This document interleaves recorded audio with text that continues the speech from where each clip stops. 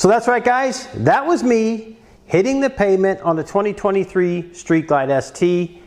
And not only have I dropped that bike, I've also dropped this, the 2021 CVO Street Glide, probably within the last month or month and a half. And I've dropped these bikes more in that time than I've had since I've had them. And really, those are the first times I've dropped this one or that one since I've owned them. There's some reasons why those drops are happening. There's some reasons why I don't fear dropping these motorcycles anymore. And we'll examine exactly what happened in each of those situations and also see what kind of damage happened to these bikes. And we'll get into all that right after this.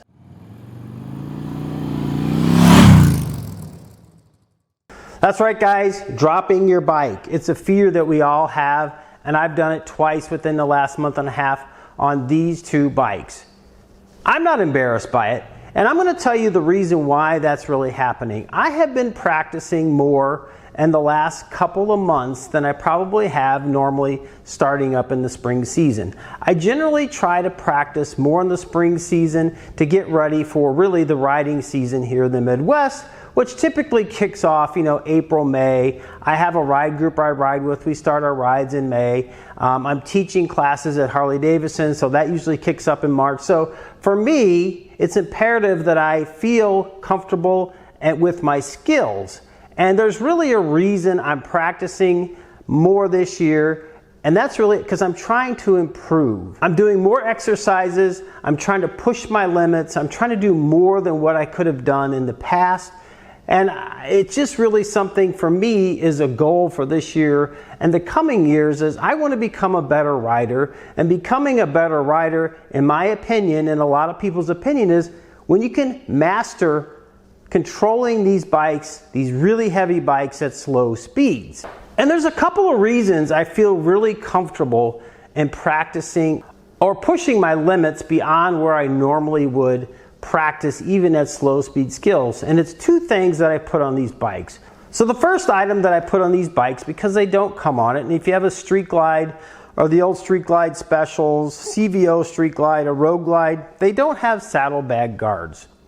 And so I put saddlebag guards on these bikes almost immediately when I get them. And you could buy the Harley Davidson ones, and those are going to cost you, that whole kit is going to cost you almost $270. I put kits on here from TCMT, and they are under $60, and I will actually put a code right up here that will actually save you 5% more. And I'll also have the direct link and a code for those down in the description so you can check those out. But those saddlebag guards are really key in protecting those saddlebags, and even the stretch bags like I have on the CVO. I have standard bags on this one. I also have a set on the Road Glide that really protects those bags should that bike fall over at a low speed or just kind of a fall or a drop. They will protect the bags in a higher speed slide, but if you're at highway speeds or county highway speeds and you go down, that's the least of your worries. There's probably going to be a lot of damage to the bike. So those are really set up for those low speed drops and will protect the bags. But there's also another item that I've added on to these two bikes specifically, and that is motorcycle drop guards. They have a guard that goes up in your front crash guard. There's one that goes under your primary if you have a 2014 or newer Harley Davidson, and they go on your saddlebag guards. And what they are, they're a very thick stainless steel or metal that's powder coated, because I have black ones on here and I have stainless steel on here. And those really protect the engine guards and the primary. There's a piece that goes under the primary so that you don't get damage to that. In both cases, when these bikes went down, I got no damage on the bikes other than the drop guards got a little scratch on them. In case of the CVO, I went down on the primary side. It got the primary guard, actually does have a scratch on it. Also on the front drop guard, actually got a little bit of a scratch, sort of on the bottom part of it.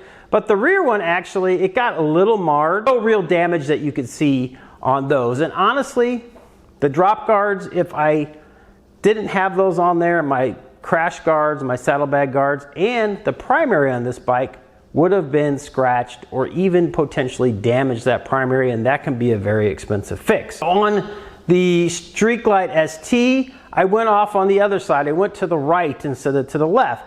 So again, the only damage was these powder coated drop guards had some damage on the front one and just a slight bit on the back on the saddlebag. So no real damage anywhere to the bike.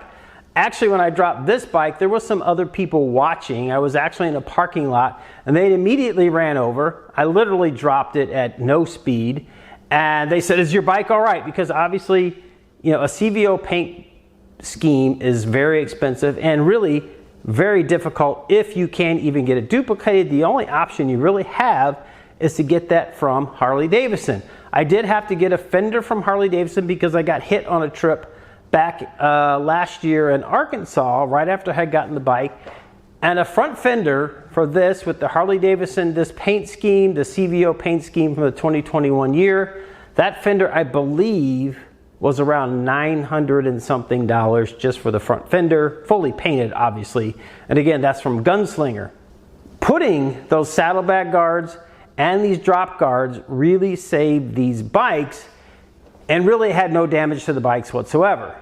So I will actually put a link down in the description to motorcycledropguards.com, and if you use this code right here, HDVibe2024, you can save 30% on those and make that investment to protect these really expensive bikes and really get you over that fear of dropping the bike. And that's really the key for me as to why I've been practicing more. I've actually just put these drop guards on these bikes this year.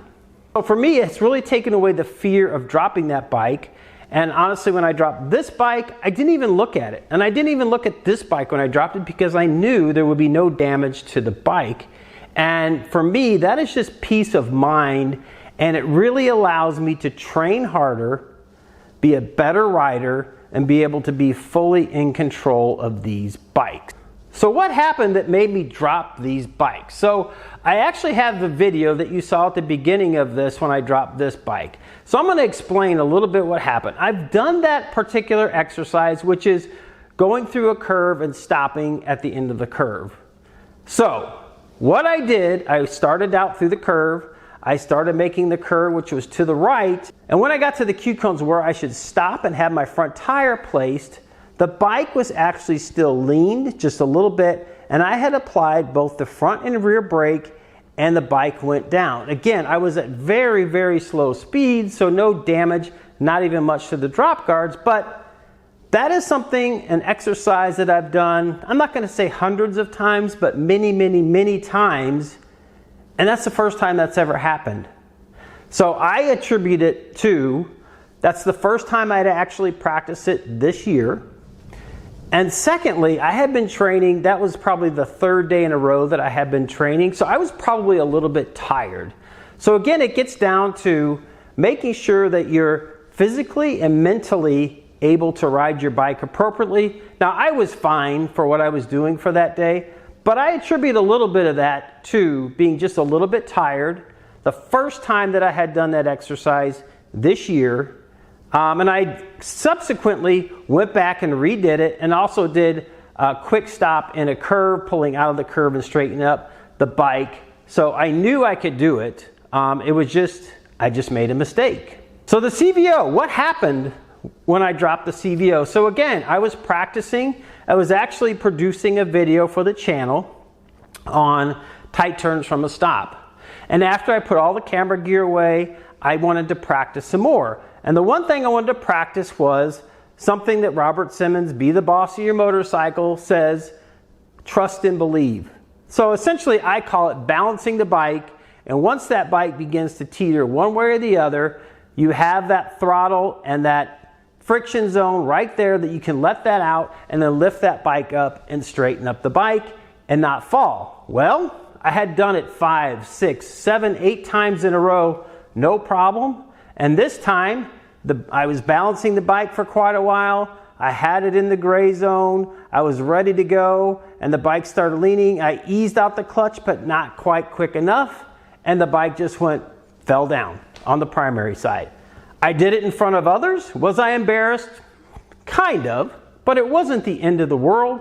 And like I said, they were running over, wanting to make sure I was okay, which no problem. I just literally just put my feet down and was straddling the bike, so I hadn't even fallen down. And then secondly, they're like, is your bike okay? And I'm like, yep, no problem. I've got these motorcycle drop guards on here. I got the saddlebag guards. I know there's no damage to this bike. I'm not worried about it. We got the bike back up. Again, this bike, fully way I have it set up right now with the tour packs, probably about 900 pounds. So we got the bike up and I went on my way. No damage. I didn't even check until I got home. I rode the bike, no problem.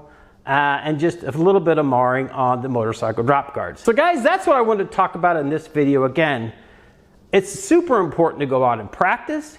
You have to get over that fear of dropping the bike. I've dropped my bike. Everybody will drop their bike. And if somebody tells you they haven't dropped their bike, it's one of two things. They're either lying to you, or they're really not practicing slow speeds. They're going straight down the road at a nice smooth. They're taking nice curves.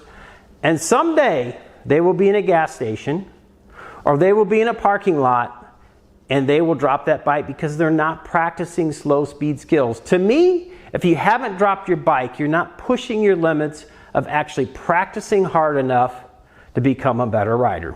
So guys, if you got some value out of this video, please give it a thumbs up. Go down in the description and check out those links, direct links for the saddlebag guards with a discount code, save you 5%.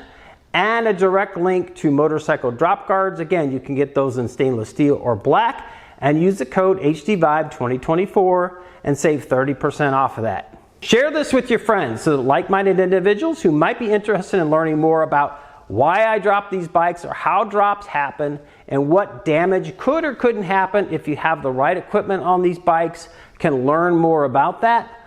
Also, if you haven't subscribed to the channel, hit that button right down here. I'd really appreciate it. The channel has now surpassed 10,000 subscribers, over 1.6 million views. And I'm very, very appreciative of everyone who's viewed and subscribed.